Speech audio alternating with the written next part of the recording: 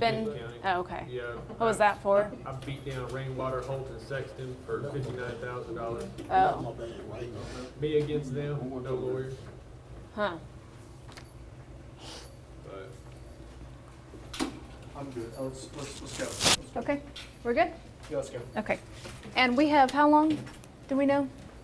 I thought it was 2 hours. At least maximum 2 hours, okay. Okay, everybody good? I'm good. Okay. All right, 2 weeks ago it was actually to the day, first had the opportunity to talk with you.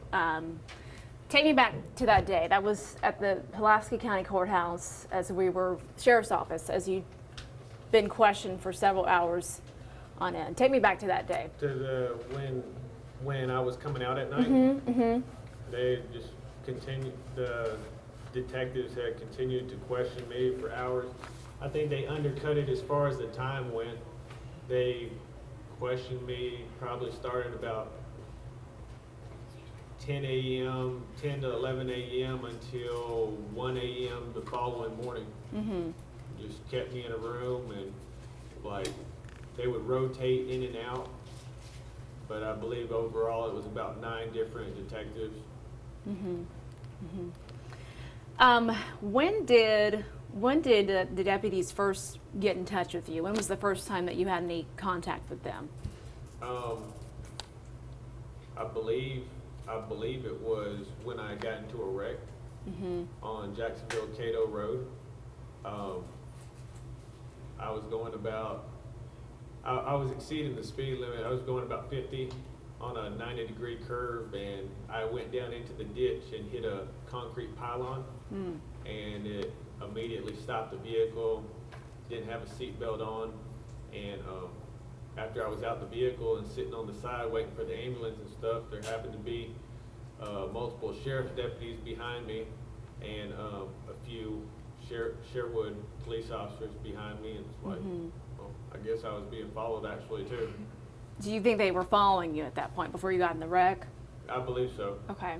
So at that point, what did they, obviously they asked you about the wreck first, you know, how that happened, that sort of thing. At that point, did they start to ask you about Beverly at all, or? No, they just, well, they kind of did. They asked what had happened. I told them that I was coming around the curve too fast and a car had came over to my lane, so I had to go down into the ditch, and there's a concrete pylon there. And you're not going to overcome the concrete pylon. So that's when you first talked to them, and then was it kind of during that when they first checked on you that they started asking you about this other thing, or? I believe at that point right there, they already had me under investigation. Because, like, I asked them. What did you ask them? I asked him how bad is it, my face and everything. Oh, And he snapped a picture of me, which I've heard has been on the news since then, but he never showed me what the picture looked like. It's like, all right. So it was a deputy that took that picture of you that's like bloodied up nose, that was his picture? So I had a laceration on my forehead right here, blood coming out my nose, busted lip, above my gum line, pretty bad, glass in the crown of my head. So he took the picture. Did he say why he was taking the picture at that point, or did he just say, I need to take your picture?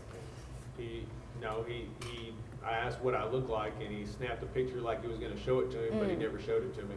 Okay. So at that point, did they start to say, hey, have you heard about this woman missing? No. They loaded me, they called for an ambulance, they loaded me into the back of the ambulance, and one of the deputies kept asking me, what's a good contact number for me? And I was like, I told him what my number was, and he says, can you do me a favor and call my phone, you know, or whatever from your thing so I can go and get it. And I thought it was a little unusual, and so my battery was about dead, and I'd already told my wife that I was going to the hospital, just got into a car wreck and everything. And he asked to see my phone. Well, I closed it out to lock it because it's like an iPhone 5S. And I gave it to him, and he's like, all right. He puts it in his pocket. He just took the phone from you? He just took it. Okay. I mean, and there it's like, he's not gonna give it back, and I'm not under arrest, and I just got into a wreck, and, I mean, I don't understand how somebody just takes your phone. Did you ask? Why are you Yeah, taking? I asked him. What'd he say? He said, you'll get it back. It's like, all right, well, I'm being hauled off in the back of an ambulance, just in a car wreck, and you're not giving it back right now. You know, I'm thinking something's up. And of course, I've done stuff like, I've done stuff where the police could come knocking on my door at any time, and it's a toss up on what they're gonna try to get me for. What kind of stuff? Counterfeit credit cards, couple burglaries. I mean, You never know why they're coming I after mean, you. I try to do good on parole and stuff like that, but I mean, stuff comes up. I mean, I don't like the ideal of like some of the stuff that I've done. I mean, I'm sure there's a whole bunch of people who've gotten credit card charges on their credit cards and trying to figure out where they're coming from and stuff like that. I'm sorry if you went to Burger King on Keel and Brookswood between January and February of this year, or to Applebee's between January and April of this year at McCain, because it's a good chance that you use your credit card for something. So how long had you been doing that for? Credit card theft? I got on eBay and ordered a credit card skimmer and a reader and writer. You can get both of them for about $300. The skimmer is about the size of a matchbox, and the reader writer is about the size of I don't know. It's about as long as a shoe, but it looks like a brick. And any card that you swipe through the skimmer, it comes across 3 tracks of data. Track 1 and track 2 are usually for regular stuff. About the only people who use track 3 is military. And all you do is transfer that information over, and you use the reader writer to, I mean, you can get a gift card that's no relevancy at Walmart. It's just imprinted, has a hologram on it. You blank it out, and you use the information that just came from another one and put it on there, and you can go into Walmart or whatever, GameStop, get you a free Xbox 360, PS3 or whatever, and I'm sure a lot of people had those charges on their cards. Nothing over $500. Not gonna go above the limit. So I was just questioning, you're laughing. Is that kind of, do you feel like you got people at that point, or? No, it's just ironic on where my life's come at. And why do you say that? It's more of ironic towards where I'm at right now. When did all this start?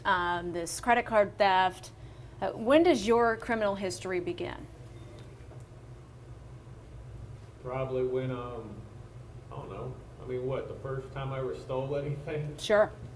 Probably 8 or 9. Stole a Snickers bar in Madison, Alabama. My dad was single dad working at KB Toys in the mall, and most of the time I'm left alone, and went to the gas station and pocketed my first candy bar. That was when you were 8. And so the crimes have just kind of progressed since then? Never had 2 parents together. When I have had 2 parents, it's never been a good household, regardless with my mom or with my dad. I mean, you can sit here and reflect on what's the bad upbringing, and look for that in other people, but it still comes down to what a person's choice is. I don't use my background or what I grew up in as an excuse. Because my parents were divorced when I was 6, it has no relevance on the choice I made. It just made it harder on me as a kid. You know, Nobody forces you to start going out and breaking into people's houses, stealing cars or anything like that. No, it doesn't matter if you only have one parent. Because you have one parent doesn't mean that, oh, it's okay for him to go break in and to these people's houses and take this. So would you say that all of the crimes that you've committed, that's a choice that you made? It's a choice that I made. I is the easiest choice. Instead of going through a lot of trouble to go through hardships and struggling to maybe 5 years down the road get some type of independence, I cut corners. I cut every corner in life. Every corner available I cut. In prison, try to get light duty so you don't have to go to the field. You know, on the street, make some sad story if you get a ticket to where you get it put on the shelf for 6 months. Cover yourself on if you want to go. I mean, even having an affair with another woman. You know, it's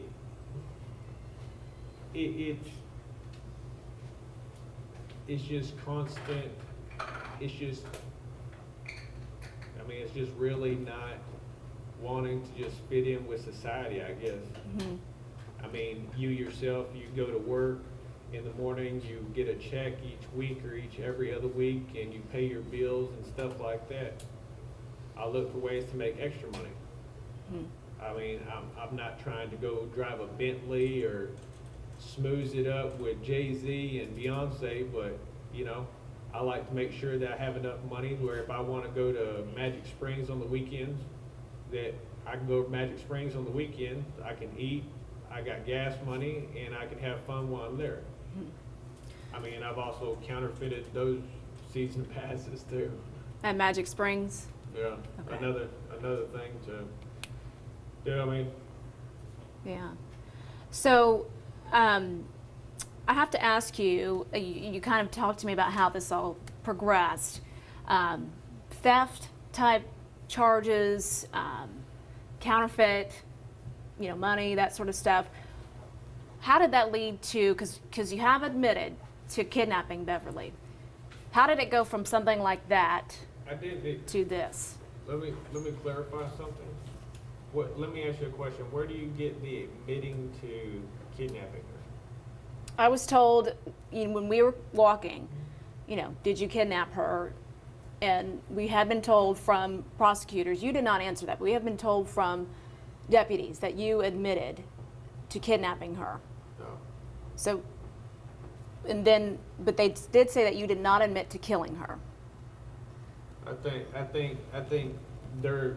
think somebody's getting wires crossed. Okay. I never denied her going with me. As far as kidnapping, I've never kidnapped anybody. Okay. So take us there. Explain yourself then, if you want. You say there's some cross wires here. Take us back. How did you first meet Beverly, or how did you first hear about her? It's going on that scale is pretty much what I'm waiting to speak to my lawyer on. Okay. As far as, I don't have no problem. I really don't have no problem giving my complete side of everything and just having it out. It's not completely as the media's portrayed it to be, because the media's gotten all their information from Pulaski County and from a grieving husband.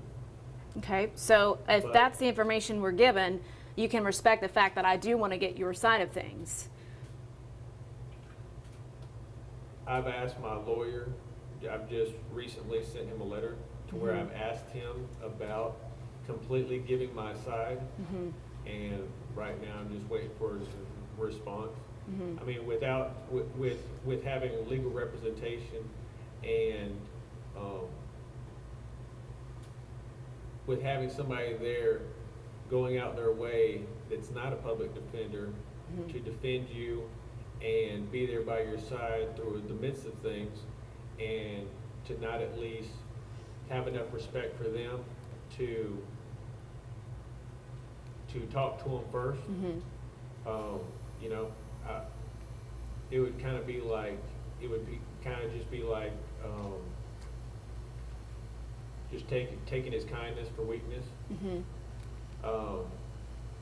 I really don't know why he's chosen to help me and stuff. Did he choose you? Did he reach out to you? Okay. I really appreciate it. I know with a public defender in the past, I've got multiple charges. I've got 7 convictions, and I've had public defenders in the past. Hey, when you got an overbearing caseload, you just try to get a plea bargain, or I'll give you this person, you give me the next person, and you know, try to get on with life. But Okay. Like I said, I really don't have no problem. I really want to completely give my side of the story, because my lawyer said that we're taking a beating in the media. That was his exact words. We're taking a beating in the media. My response to him was, I'm not taking a beating in the media. I'm being crucified. If I can tell my side of it, it's not as clean cut as they're wrapping it up to be. It's not, well, this woman died, and well, we've got her in contact with this 7-time felon, so let's wrap it up all nice and neat. In contact, what do you, when you're saying in contact, what are you referring to? Between me and her. What sort of contact? I'm sorry? But what are you talking about, just as far as you going to the house and meeting her, or? And everything else that entailed. Okay. Before, after, everything that entailed contact or communication between me and her. So there was some communication before you met her at the house? I mean, as far as meeting the, you know, setting up the meeting, was there any conversation before that? It wasn't necessarily like an appointment, Okay. but I really wish my lawyer would have came up here with you, or I could have spoke to him on the phone prior, because then I would just give you a complete count for count of everything that's happened. I really don't see why it has to be limited to 12 jurors and maybe some replacements or whatever like that. Why are they the only people that have the right to know the whole story? I mean, you've got the police side, you've got my side. I mean, of course, you don't have another person's side, but I mean, you go from there. You know, So- I mean, my whole history is theft and scams. Everything. Everything's my whole history. So how do you think that, I mean, you know, theft to scams to capital murder, I mean, that's pretty much runs the gamut, you know? That's a huge jump. So how are you going to be able to defend yourself, you know, when you're saying that that's a large jump, as you call it, you know, how are you going to be able to support your, you know, defense as far as your involvement with this? I'll say this. I didn't kill her. I didn't murder her. And anything that did occur was an accident.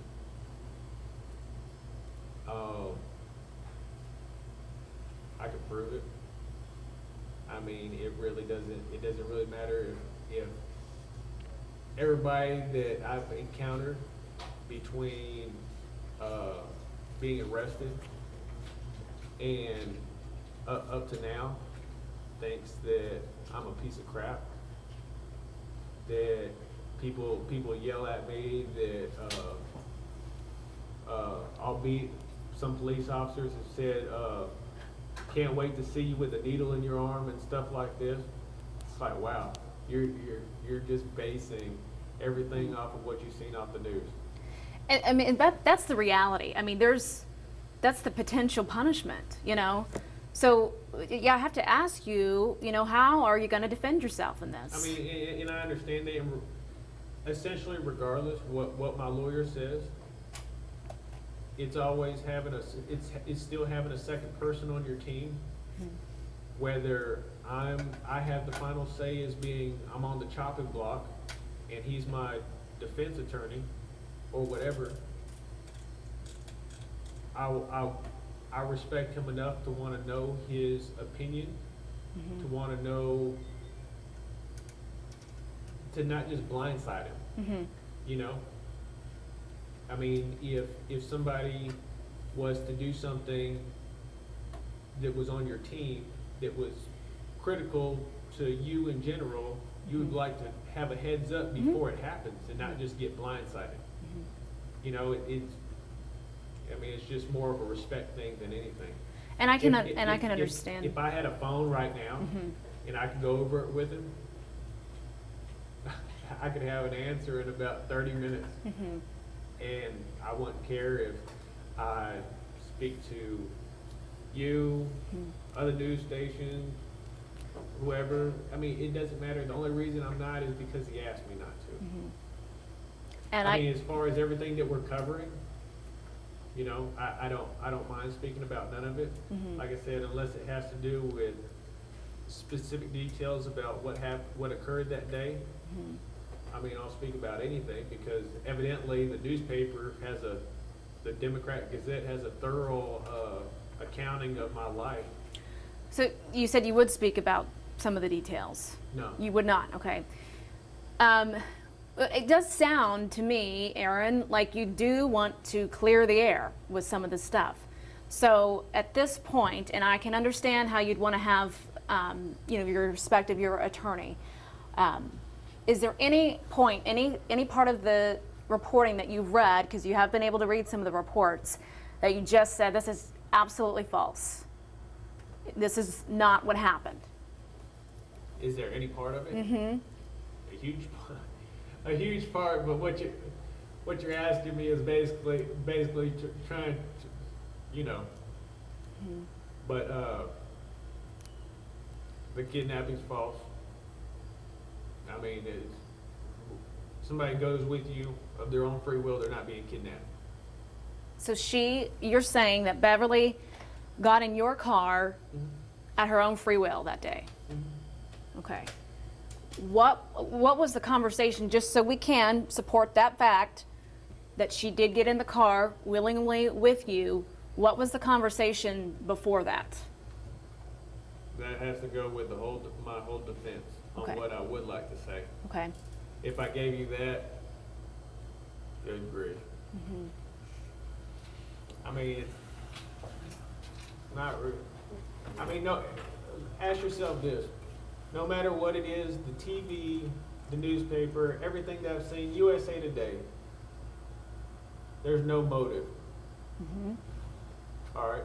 No, they've actually said, I mean, your statement that you probably recall that you told me when I said, why Beverly? Do you remember what you said that day?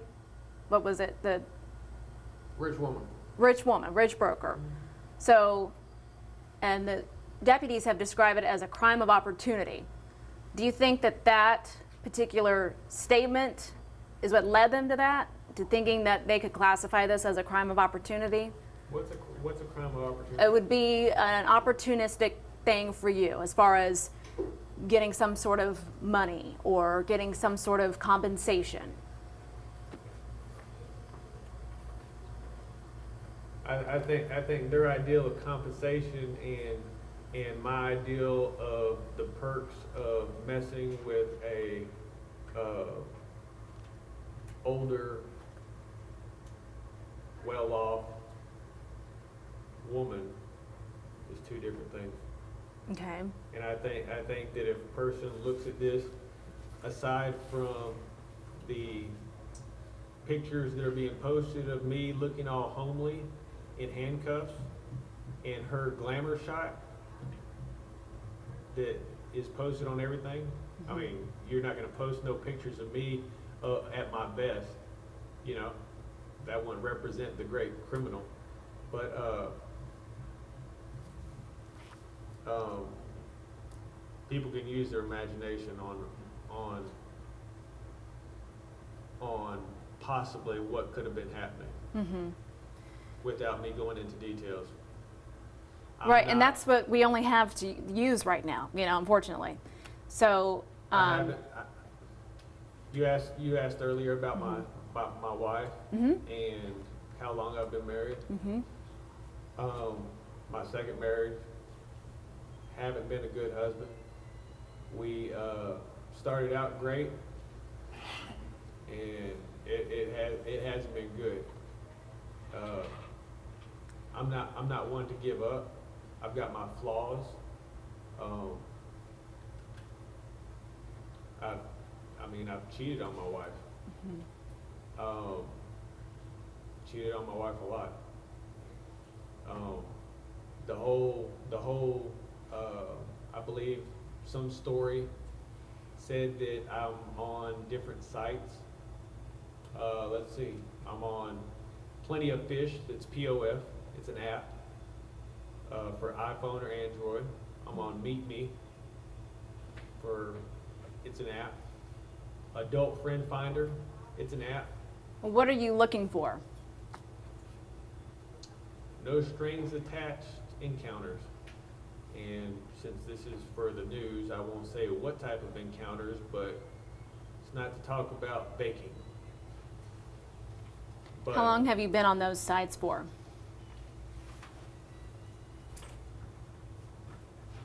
I don't know, about 6 months. There have been other women who have since come forward and have spoke with our TV station about having to file some kind of order against you. Are you talking about Kathleen Slade?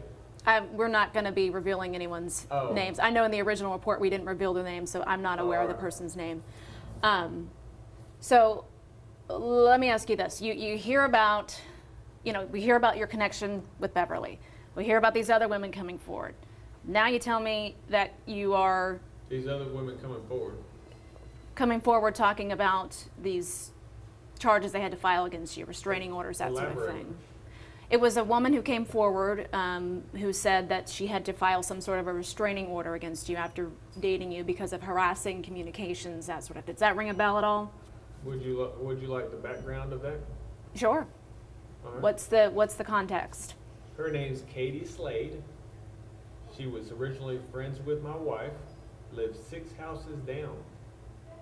Her and her husband, who I put the communications on about, and I have to tiptoe around that because evidently he's on a website. He's a felon, and he's on a website in Texas. I guess I can't say what his charge is, but I had concern for certain families in the neighborhoods who had more than just a husband and wife and their family.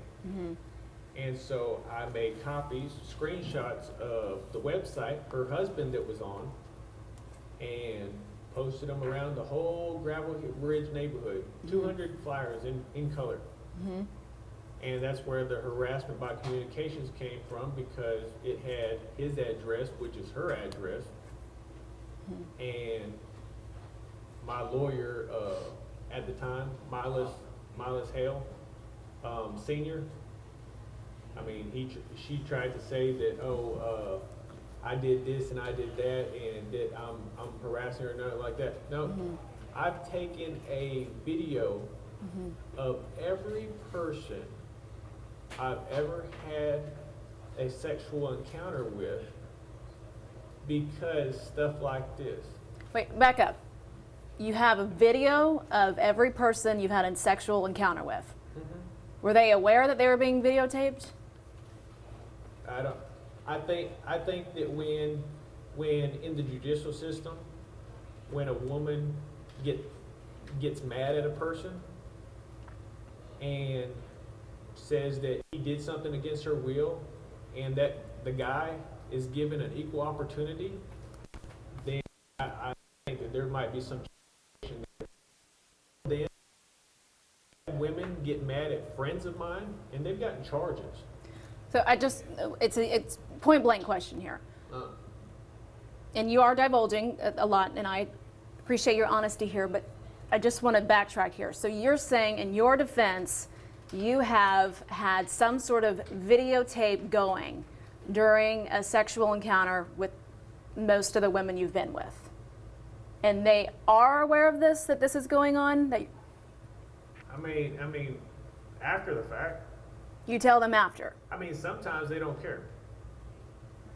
I mean, if it depends on what the talk has been about. If it's some soccer mom, you know, hey, you know, I mean, I have it, but it's not like, hey, gonna put you on the internet or nothing like that. No. So is it safe to say there's some women out there who may not know? I'm sure there's a few women that don't know. A lot of I'm not the only person who cheats. There's women out there who husbands work at the Air Force base. There's women who husbands are deployed. There's women who husbands are just gone to work. Are these the type of women that you're saying that you would meet? I'll put it like this. I've been incarcerated. Everybody knows from my stuff as far as how long I've been incarcerated. I've been incarcerated for 13 years. I don't think that I ever should have got remarried because I'll never say no to a woman. I've been incarcerated for 13 years of my life. I missed out on a lot. And if any woman, if she doesn't look that good, if she's older, she's younger, she's fat, got a few extra pounds, got 5 kids, if she wants to have a very brief relationship with me, I'm not going to say no. But I am careful. I've seen where people do stuff and it comes back and bites them. I mean, I've had a few encounters with very, very angry husbands. You know, I mean, it's not me that a person should be griping at. Mm-hmm. I didn't go to your house. Your wife came to my house. Okay. Or your wife met me at a motel. Where all would you meet these women at typically? Various places. If she wants to get a hotel room, get one at the Best Western on Jacksonville. You know, Park, City Park, Mm-hmm. Two Rivers Park. You know, you go down there at night and you go right on the other side of the bridge and the lights are out. There's a pavilion about a half-mile walk up the thing. You know, nobody's gonna come down there at 11 o'clock at night. I mean, it doesn't matter wherever.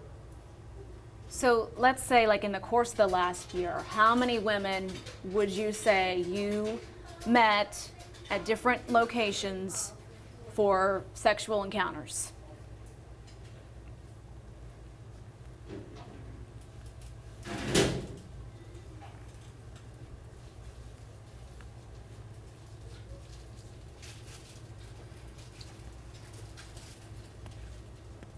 Fifty is a safe bet. Is a very safe number. If I would try to nail it more on the head, probably about between 100 and 150. I mean, most of it comes from Plenty of Fish and Craigslist.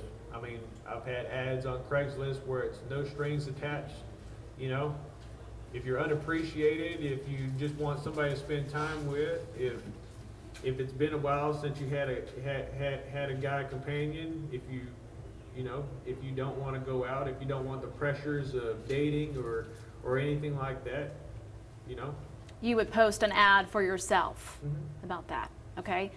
And so would you say, how often would women contact you about these ads or, on Plenty of Fish? So how was it, like on a weekly basis they were contacting you, or what would you say? It varies. Sometimes during the week, if sometimes you got to arrange stuff around when kids are at school. If they would have kids at school and they're single moms, and Tuesday's a good day, then it's going to be on a Tuesday, and you're going to talk that Sunday and Monday, and Tuesday you meet up. So these could happen throughout the course of the week, on a Mhm. Tuesday, It's a not- Thursday. It's just not like a college thing where it's, hey, let's go out on Friday and maybe we'll do something on Saturday. Mm-hmm. No, it's 7 a.m. Monday morning if that's the time being, and if I really want to go. Okay. I've had one that I remember distinctly that lives off of Shannon Valley, and have to come over there, and unless I want to drive all the way across, all the way down 167, then across 40, then down 430, and all the way down Cantrell to Highway 300, then it's a drive, but you know what's going on when you get there. It's not like you go to the bar and you're going to spend about $30 in drinks and cross your fingers that something's going to happen for you at the end of the night. Do you get any sort of compensation from doing that? Did they pay you to do this, or is there a trade of money? You said you like to figure out ways to make money, so. Sometimes there is. I've had older women that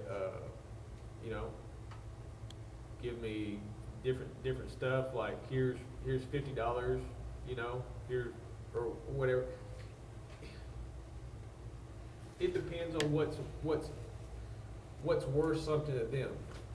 A person like me or you might be like, all right, we're not going to tip somebody at the Holiday Inn Express $50 for carrying our baggage up. But somebody that has a lot more money, $50 isn't nothing. It's just a moderation on, what the person is, what you're providing. If you're spending a lot of just quality time cuddling and listening to them, then they're more appreciative. If you go out to a movie with them, ask to see them again or whatever, then they're like, I don't want to make it sound so petty as friends with benefits, but you don't find too many older women or women that aren't really pretty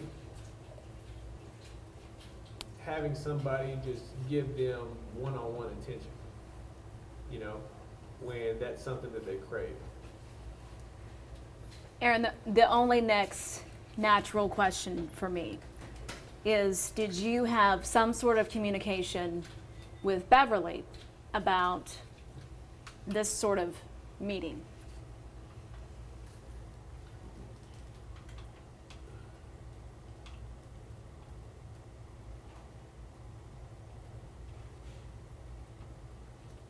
I think that's something that goes right up against the verge of what I mentioned about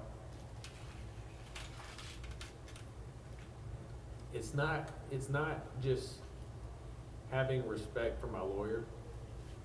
It's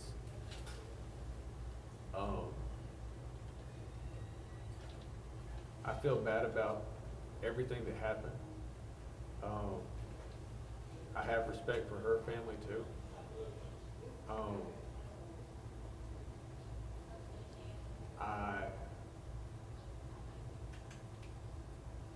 I would rather not. I I would rather it not go into the background of what all it all happened or what led up to what, because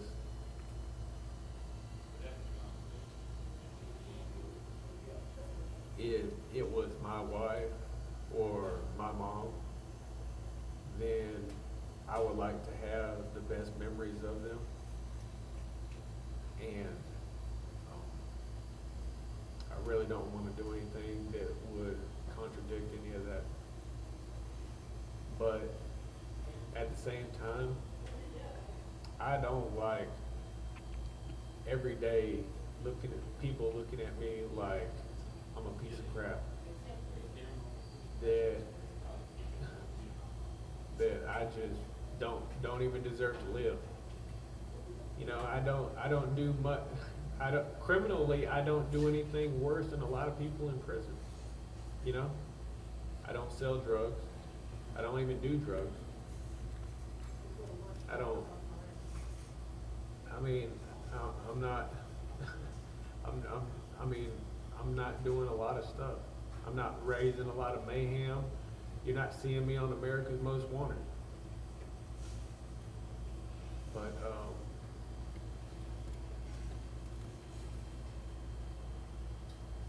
I just really wish that people would think a little more objectively about everything before they just condemn the 7-time criminal, because the 7-time criminal is an easy scapegoat.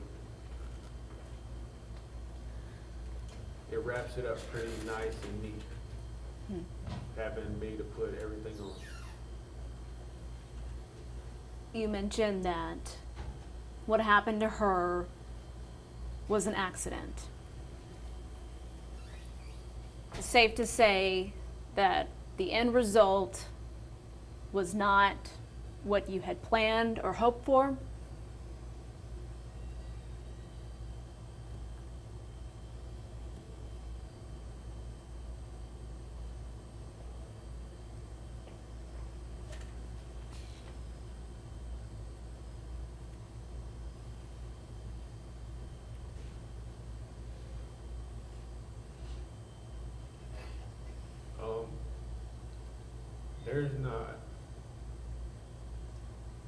There's not a day that's gone by that I don't regret where my life has gone.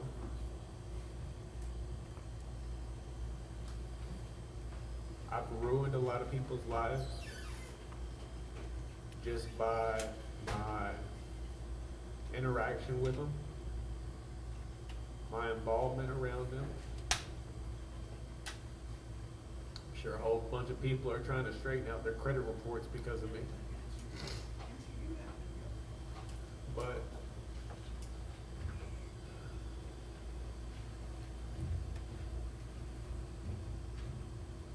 a lot of my life, I wish it would have gone different.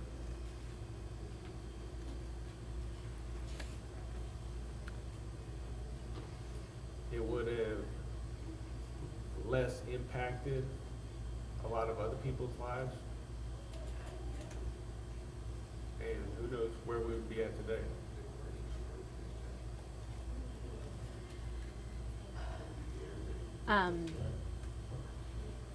Because of the history that you've mentioned to me,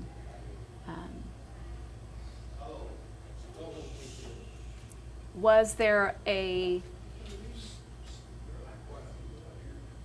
I guess, bigger purpose or a different reason? And you were not meeting Beverly to look at that house that day.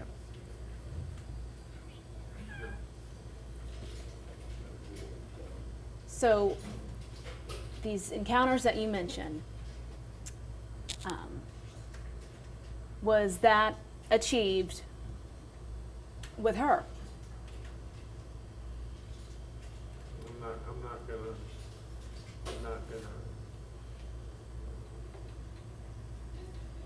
I understand your position, but asking a different way isn't gonna get the same answer. Well, obviously I can see your remorse for the way that this particular meeting turned out. Are there any, you said you've hurt a lot of other people in the past because of your actions. Are there any other women out there who have been hurt in a way that you've described by some of these encounters before? What do you mean, as far as physically? Mm-hmm. No.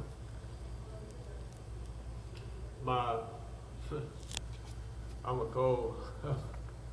cold piece of crap. My first wife, Jessica, I caught her, we went to a Halloween party and, caught her cheating on me. And, we were in Lake Charles, Louisiana. And, we lived in Port Arthur. We were just in Lake Charles for that Halloween, and I told her that I yelled at her nonstop in the vehicle, and then made her get out the vehicle in a very bad area of town, and you know, told her I hope somebody picks her up or something like that. But I just went around the corner and went 2 or 3 blocks away and watched her walk for a while before coming back and telling her to get in the vehicle. But I've never even hit a woman before. I've never hit a woman.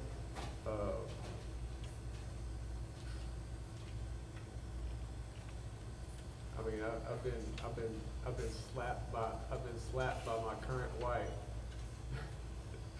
I told her, I told Crystal, I said, you have no idea when you slap me. It's the first time my whole life I've ever been slapped. And I said, my immediate reaction is the punch. Was what? Was the punch. And I just walked away. So you've never physically harmed a woman? I've never laid my hands on a woman, period. I've never slapped a woman, never pushed a woman. I've restrained a couple.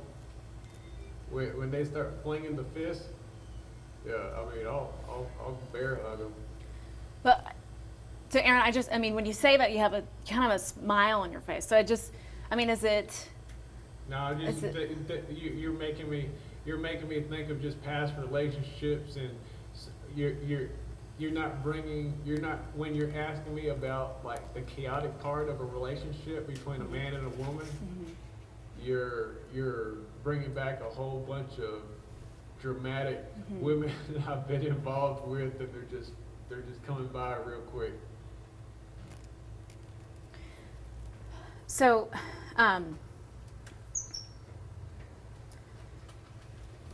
at this point, I mean, you've been charged with capital murder. You're going to be tried for capital murder. I mean, where do you really go from here? I know there's still a lot, obviously, that we don't know about what led to all of this. I mean, as far as anything goes, I mean, I told my lawyer in the letter that I just recently wrote that I want to tell my side of the story. Mm-hmm. It's so not clear cut.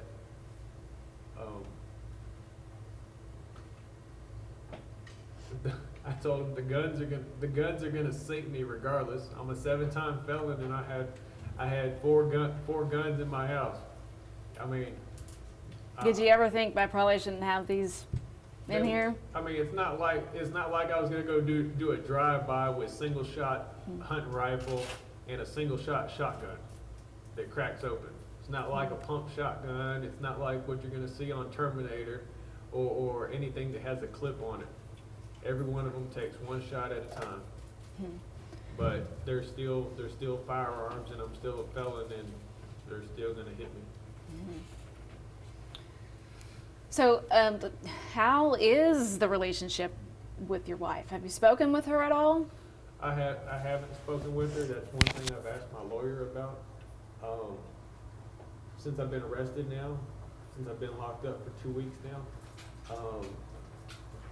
the first 3 days they had me at Pulaski County at the jail, and the detectives thought it was real cute to have the jailers put me in a suicide smock.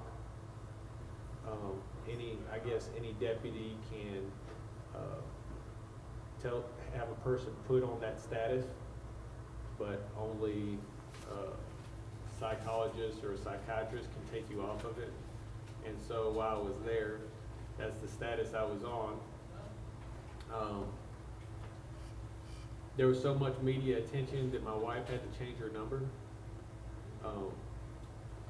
My lawyer's trying to get that new number so he can get in contact with her. I'm not sure if she's even moved from the residence before because just so much of the media attention. I mean, I know that she's trying to do stuff right now to better her life, and I'm just real.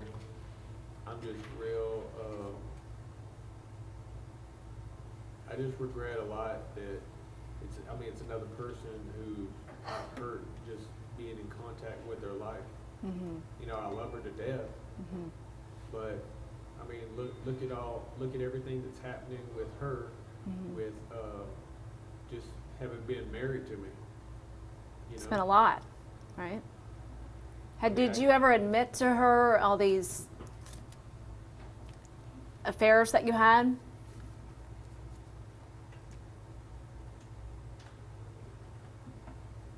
I've admitted to her that the thing I crave more than anything is attention. I crave her attention being in the relationship, and when she doesn't give me the attention that I want, then I look for that attention from other women. You know, I mean, I've told her that that's my biggest flaw. You know, all I want is her undivided attention, and she's busy with her daughter. Your stepdaughter, right?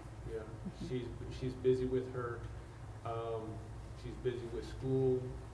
She's busy with doing other stuff. You know, just stuff in her daily activities, and she can't take the time to. She can't take the time to just dote attention on me. You know, maybe it's not as much as I want or need. You know, I'm an only child, don't have any relationship with either one of my parents. My mom lives in Smyrna, Tennessee. My dad lives somewhere in Colorado, teaches high school out there, I think. And all the rest of my family live either in Texas or in California. You know, aside from her, I mean, my ex-wife lives up in Fayetteville somewhere with my son, but How old is your son? 3. 3 years old. You know, he's almost probably gonna be 3 and a half. I mean, nothing. Speaking to him, nothing goes right. I got out of prison this last time. Had a nice settlement of money, so I wasn't getting out poor, broke, or anything like that. And I even tried to go up there and get visitation with him, even supervised visitation. Nothing. Walked away with nothing. I'm married, have a good relationship with my wife. At that time, have a structured house, have a Chihuahua and a pit bull. You know, and the Chihuahua punks out the pit bull all day long. We're not gonna let you see your son. You know, and I mean, even for an hour or 2 hours. And you know, so that was a hard pill to swallow. What part, again, I'm just, trying to in your cell at nighttime, you think about all the stories that are out there. You've read a lot of them. Again, I know I can respect what you want, your lawyer to be in part of the conversation on, but is there anything at all that you could share with us that you just said, I just wish that this would be known?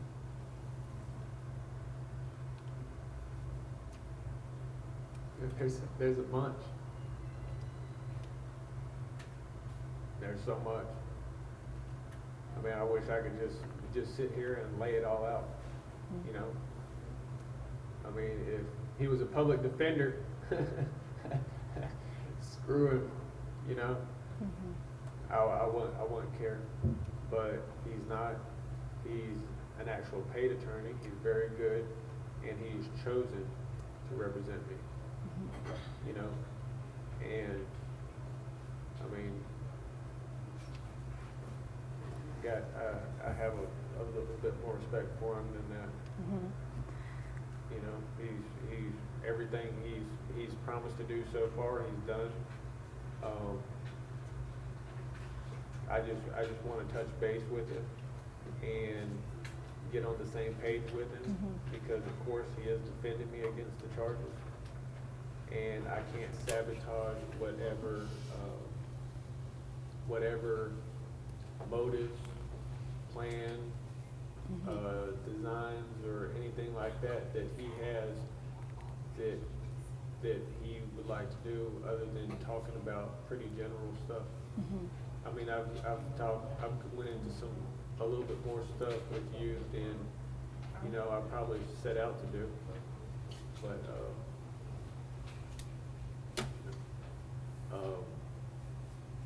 I think that the whole perspective of not having both sides of the story delivered to the media is unfair.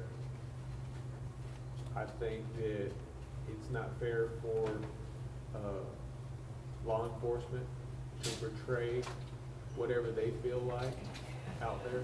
I mean, if you hear something so many times, you start to believe it, because that's all you know. You don't have another side to compare it to. Nothing like that. What are you going to believe, a criminal or somebody with a police badge that stands in front of a microphone and says, we did this and we got this and it's a good day here in Little Rock?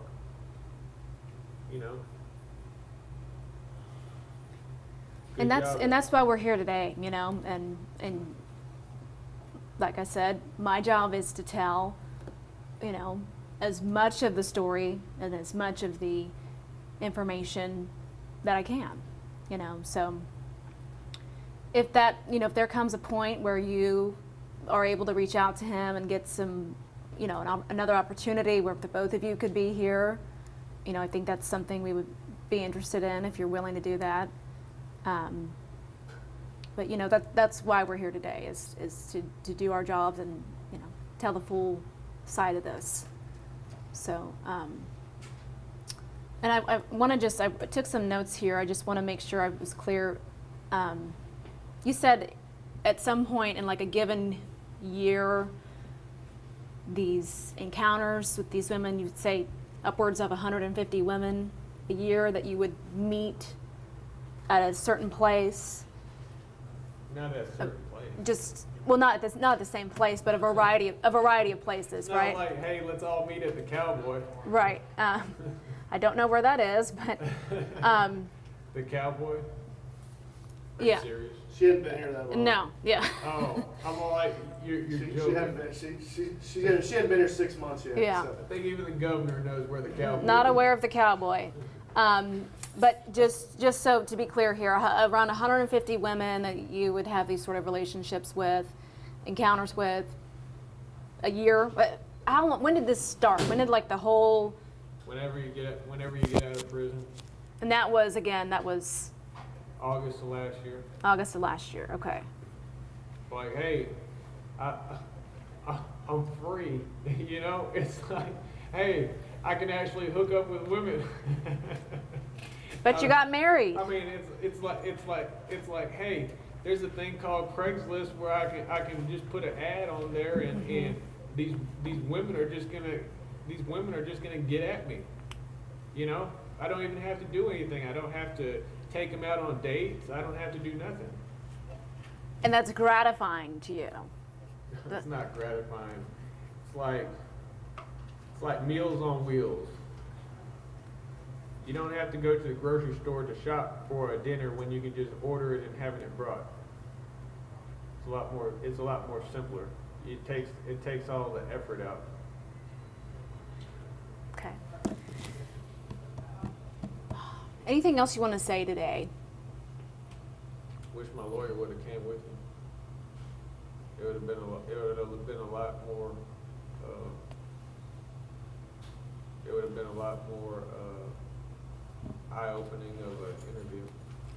And, you know, depending on what he says, we may or may not have that opportunity. So, I mean, very well the next time I could see you could be in court. So, and we're obviously limited in what, as last time, is, you know, what sort of communication we can have. So, you know, anything else at this point that you'd like to share? I mean, regardless, if I decide to tell my side of the story, I mean, nobody's gonna stop me.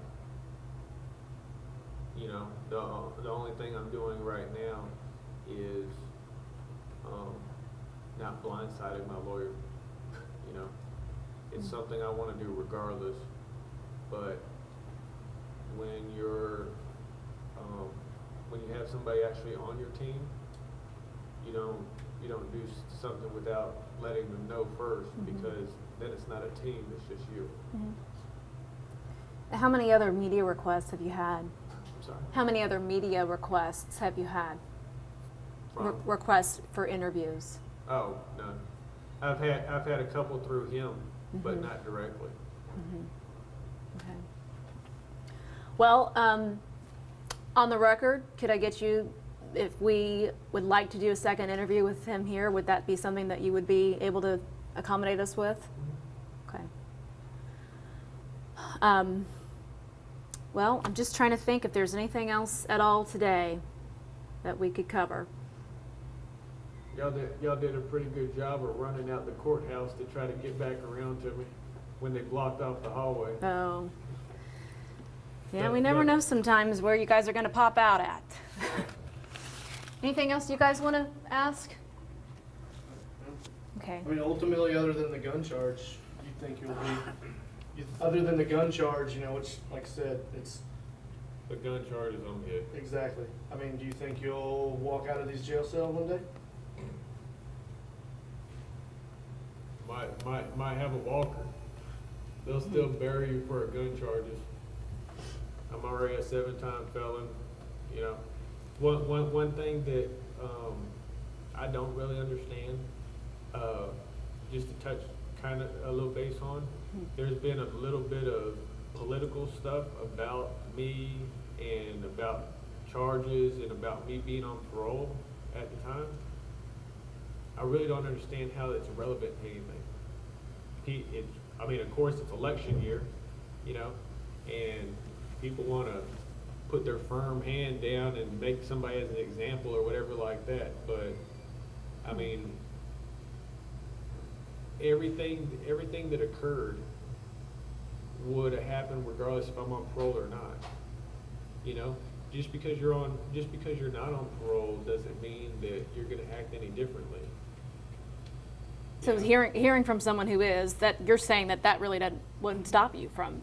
I mean, I've walked down parole because, I've walked down parole before. I mean, it's simply just because it's me. You know, I don't really understand how. I've been hearing a lot of it where they've just recently had parole hearing here, and I guess they're denying everybody. It's like, all right, we deny all the prisoners, and that's going to make everything better. How is it going to make anything better? You know, how is anything relevant to me have anything to do with that. I mean, people have been constantly being hard on people doing any crimes, but the crimes are still happening. Mhm. You know, the whole part about parole is that you rehabilitate yourself while you're in prison. You do the programs. You get your GED. If you don't have that, you try not to get that many disciplinary reports, and you go before some people to try to get out early. So why all of a sudden does it have to do with me that oh, nobody's getting out now? You're saying that has some sort of effect on other parole decisions. Yeah. It's like a blanket effect now. One thing that I know you mentioned that you did feel sorry to her family about what happened. Anything else at this point? We heard from her son on Sunday, and he's struggling with forgiveness, basically. How, at this point, being that his mother's gone, how does someone, what would you have to say to her family who is now trying to find some place in their heart, to forgive you for whatever responsibility you may have had in their mom and wife's death? I really can't ask for that.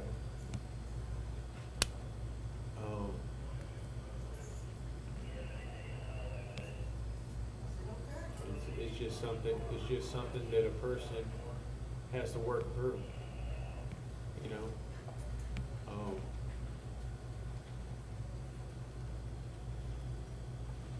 Do you deserve that? Do I deserve what? Forgiveness.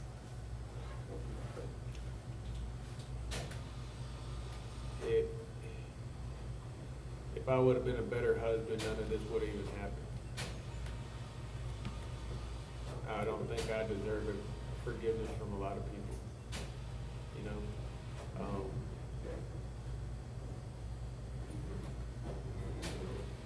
It doesn't make me feel any better by knowing that the circumstances that occurred were an accident. It doesn't make me feel any better because I know that I had a form of impact on the events that led to it. I mean, does it make you feel any better if you get in a car wreck and you kill the toddler in the other car? Does it make you feel any better because it was their fault, but you T-boned them? It's still gonna hurt. It's still gonna be something you gotta live with. It hurts on a daily basis.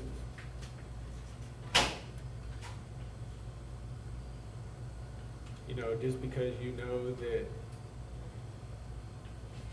what happened was an accident, that doesn't mean that everything's okay.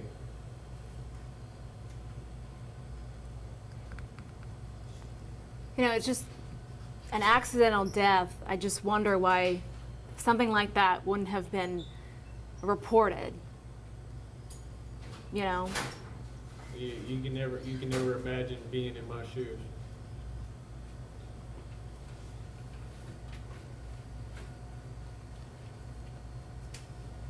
When you're constantly doing dirt, you're where you're not supposed to be at, you're a felon, and you're definitely not with your wife, you're screwed. You're screwed either way.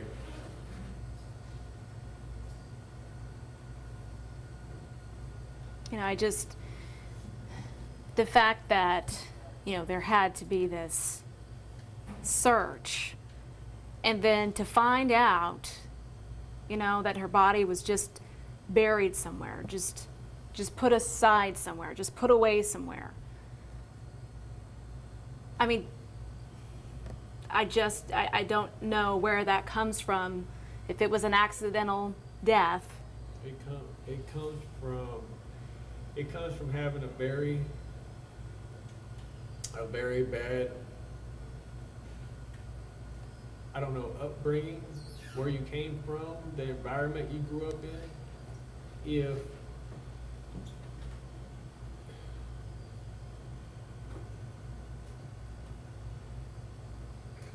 it's like if I've got drugs on me and you're with me and I'm high, you're high, we're both messed up, and then probably breaking a few other charges at the same time, and you OD. There's no way in the world I can take you to the hospital. There's no way in the world that I can call anybody or anything like that.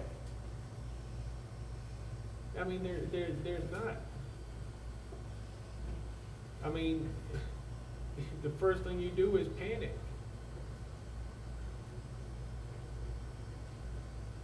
And I mean, that's all that happened. I panicked.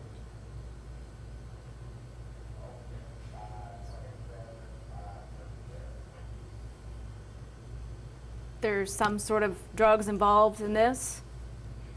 None that I know of. That was just an analogy you were Yes, ma'am. using. Okay.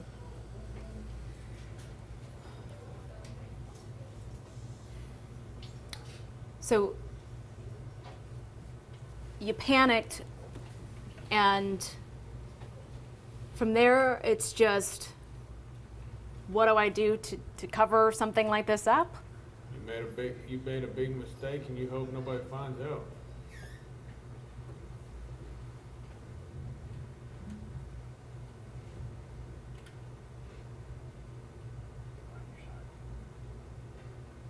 I mean, one of the things I kept on asking the detectives was to let me talk to my wife so that I could explain to her stuff before anything else, you know? I didn't want my wife hearing from the news that she's been being cheated on left and right, or from the neighbors that watch the news, or from somebody at a gas station, you know? I mean, the detectives really made it pretty impossible. What did you want to tell her about this connection that really bothers you, that you just didn't have a chance to do that?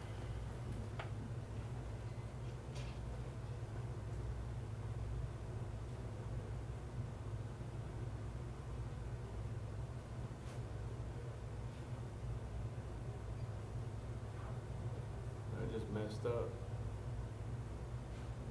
I should have stopped. I should have stopped seeing other women when she asked me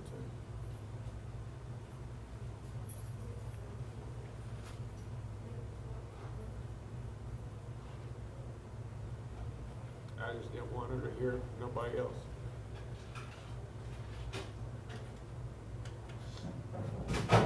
I didn't want her to hear it from a detective. I didn't want her to hear it from anybody else.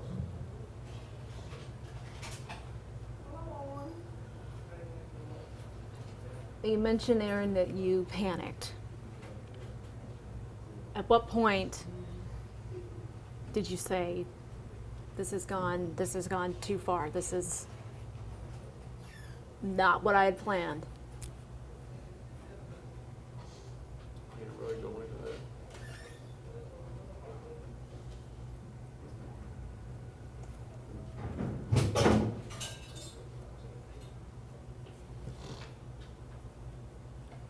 Do you have, Really wish I could just don't have your in here. You don't have your iPhone where you can just call up the old lawyer and see what he thinks.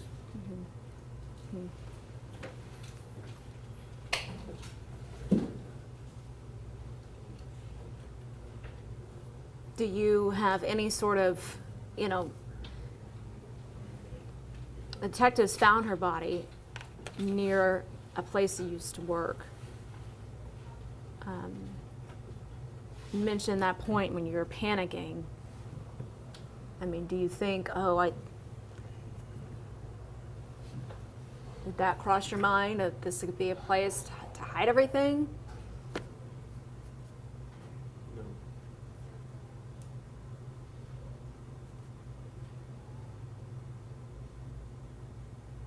I know I can say this much, we were already there. You were what? We were already there. You were already there, in that area? At what point did you get there? Was it that Thursday night?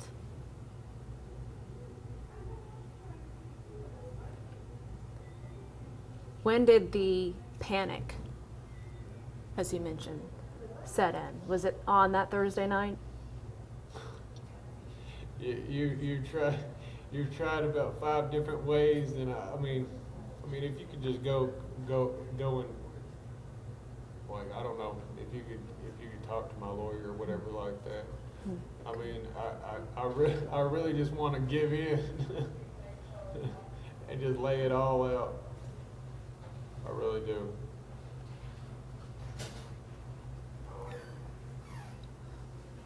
Got the opportunity today, you've got the opportunity now. I'm not sure if we'll have another opportunity, so.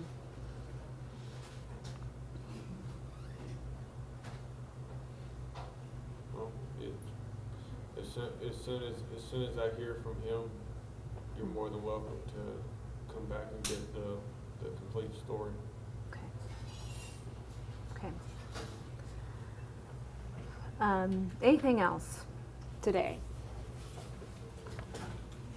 I appreciate you actually having enough interest in more of the story than just swallowing what they gave out on their what do you call it, their news briefing. Mm-hmm. Mm-hmm. Yeah, a lot of the reports are saying, there's been a lot of, caution out there for people who are in this profession, realtors. And a lot of them saying, a lot of them changing their policies and the way that they show homes. But to me, what it sounds like is, It didn't have nothing to do with her showing the home. Just a place to meet.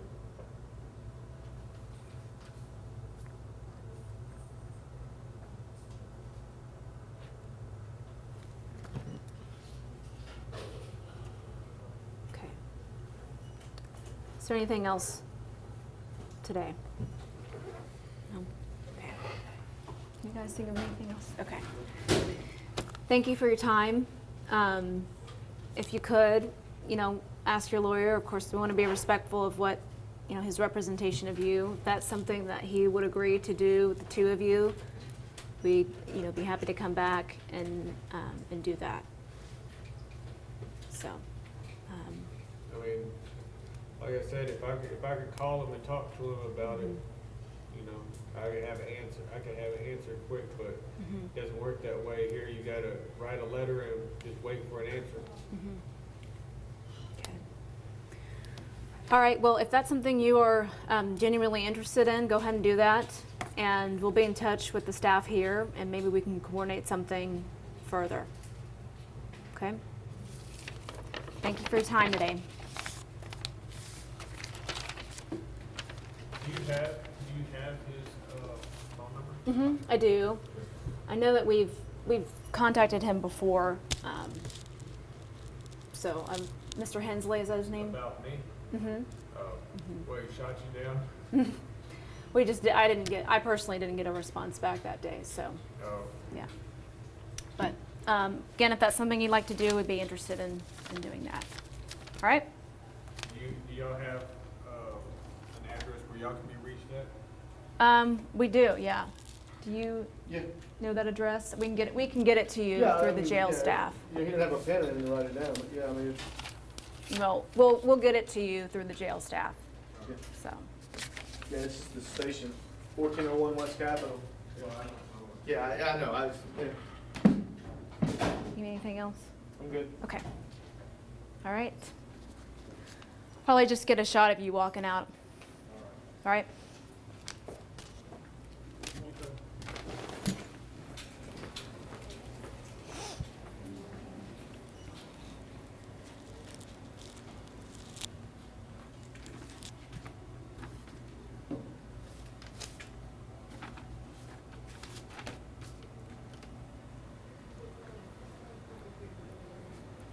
Is that from the wreck? Did you break it, or you just?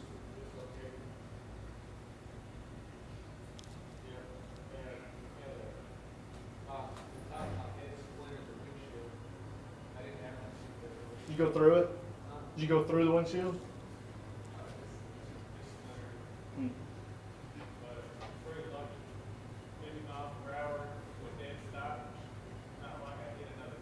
Yeah.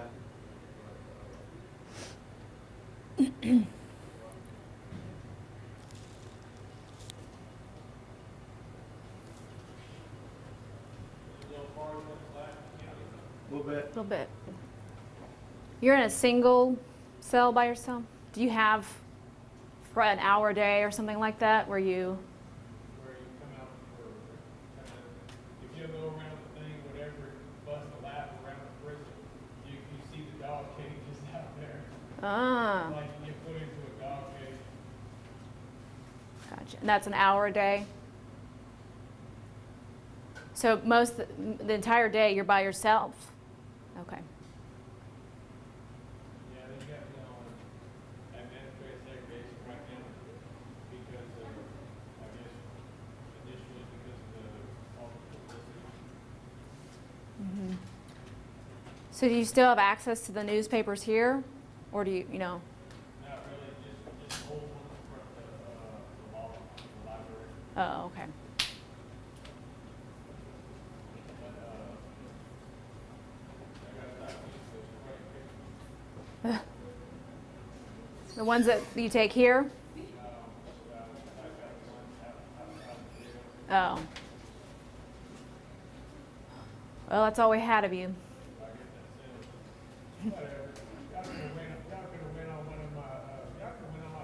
Your Instagram's gone. Your Instagram's gone. I haven't been able to search it since the first time. Yeah. I don't know. We tried to, when after initially it happened, we went to Instagram. Yeah. Yeah, it's gone. It's gone. Instagram pulled it. But, yeah. I guess. Okay.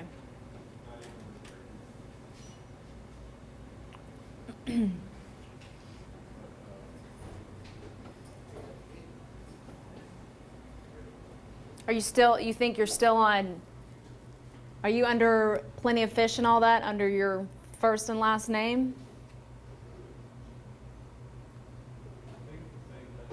Steve OH29.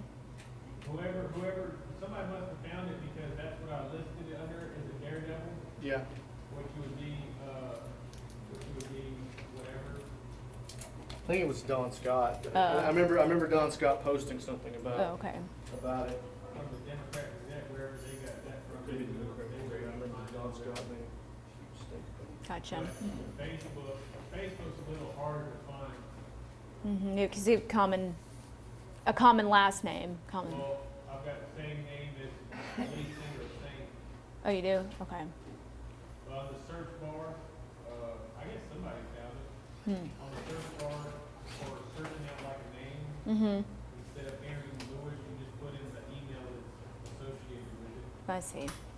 The Steve_O.29@hotmail.com. Okay. Is one of y'all, you want me to write down the thing real quick, the address? Well, I'm sure we The can get it station? to him. The station Yeah, address? yeah, you can station address if you can. What is it? It's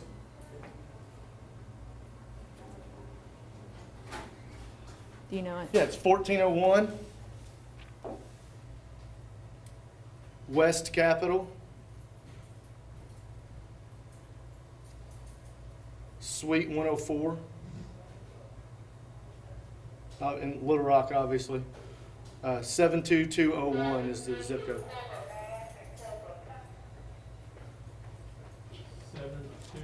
72201. 72201. And just attention. You can attention Shannon, S-H-A.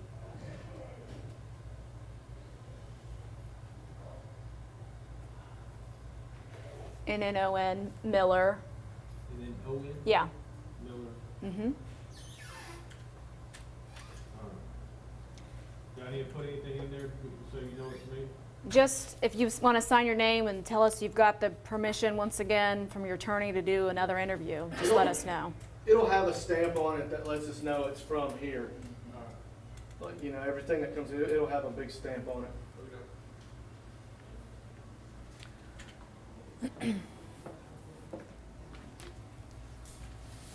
We get them all the time. We get them all the time.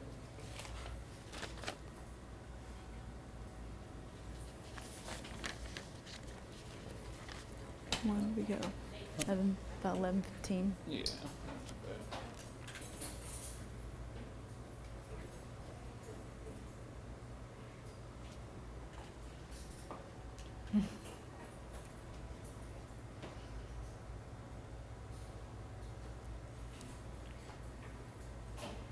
AS and for administrative segregation.